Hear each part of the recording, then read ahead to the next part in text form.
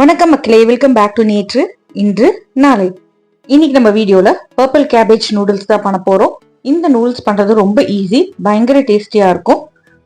நான் இன்னைக்கு தின் வீட் நூடுல்ஸ் தான் யூஸ் பண்ண போறேன். நீங்க எந்த நூடுல்ஸ் வேணாலும் யூஸ் பண்ணிக்கலாம். இந்த நூடுல்ஸோட அட்வான்டேஜ் என்னன்னு பாத்தீங்கன்னா 2 நிமிஷத்துல உங்களுக்கு நூடுல்ஸ் குக் ஆயிடும்.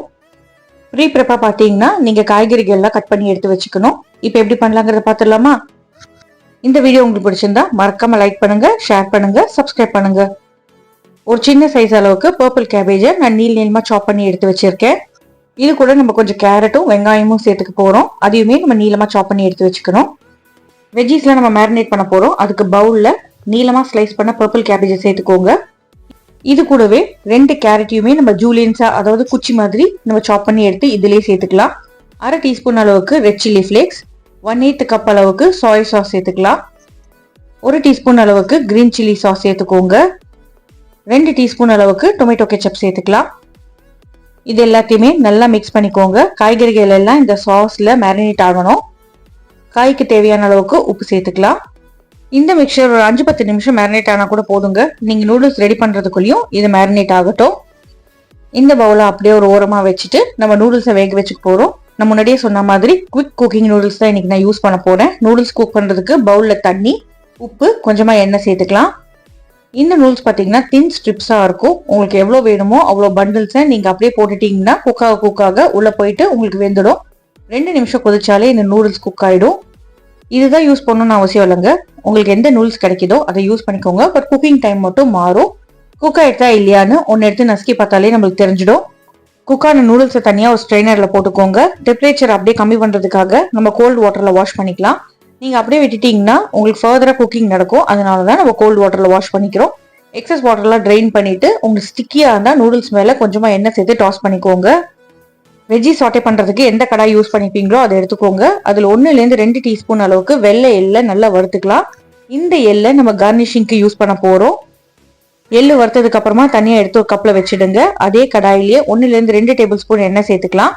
1 டேபிள் ஸ்பூன் அளவுக்கு பொடி பொடியா நறுக்கின பூண்டு, 1/2 டீஸ்பூன் அளவுக்கு பொடி பொடியா நறுக்கின இஞ்சி சேர்த்துட்டு பூண்டு நல்லா ரோஸ்ட் ஆகிற வரைக்கும் வதக்கிக்க போறோம். பூண்டு வதங்கினதுக்கு அப்புறமா இதுலயே 2 வெங்காயத்தை ஸ்லைஸ் பண்ணி சேர்த்துட்டு அதையுமே வதக்கிக்கோங்க. வெங்காயம் நல்லா குக் ஆகி வரட்டும். கலர் மாறணும்னு அவசியம் இல்லைங்க, வெந்தா போதும். வெங்காயம் குக் ஆனதுக்கு அப்புறமா நம்ம மேரினேட் பண்ணி எடுத்து வச்சிருக்கிற அந்த காய்கறிகள் எல்லாத்தையுமே இந்த வெங்காயத்துக்கு மேலேயே சேர்த்துடலாம். இப்போ இந்த காய் எல்லாமே நம்மளுக்கு குக் ஆகணும். காய் பார்த்தீங்கன்னா ஃபுல்லா குழையிற அளவுக்கு குக் ஆக கூடாது.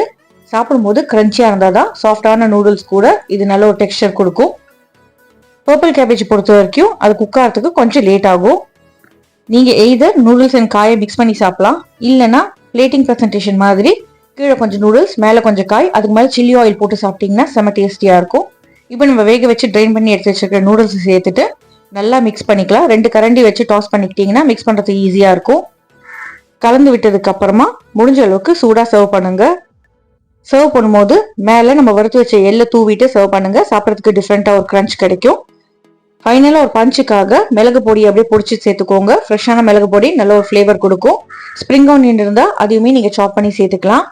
அவ்வளவுதாங்க, நம்மளோட பர்பிள் கேபேஜ் நூடுல்ஸ் ரெடி. இதே ரெசிபியை நார்மலா நம்மளோட முட்டைக்கோஸ், அதாவது வெள்ளை கலர்ல இருக்கும் இல்லையா, அதுல பண்ணாலுமே ரொம்ப நல்லா தான் இருக்கும். ஒரு ஸ்பூன் எடுத்து சாப்பிடும்போது வெஜ்ஜீஸ் பாத்தீங்கன்னா கிரன்ச்சியா இருக்கும், நூடுல்ஸ் சாஃப்டா இருக்கும், சாஸ் நம்மளுக்கு ஒரு பஞ்ச் கொடுக்கும். இந்த நூடுல்ஸ் ரெசிபியை உங்க வீட்டில் ட்ரை பண்ணி பாருங்க. ட்ரை பண்ணி பார்த்துட்டு எப்படி வந்ததுங்கிறத எனக்கு மறக்காம கமெண்ட்ஸ் சொல்லுங்க. நம்ம சேனலுக்கு நீங்க ஃபர்ஸ்ட் டைமா வரீங்கன்னா லைக் பண்ணுங்க, ஷேர் பண்ணுங்க, சப்ஸ்கிரைப் பண்ணுங்க. இன்னொரு நல்ல வீடியோட நல்ல ரெசிபியோட உங்களை நாளைக்கு சந்திக்கிறேன். until then take care, bye bye, have a great day, thanks for watching. நம்ம சேனல்ல இன்னும் நிறைய நூடுல்ஸ் ரெசிபிஸ் இருக்குங்க. அதையுமே டைம் இருக்கிறப்போ செக் பண்ணி பாருங்க. Have a great day.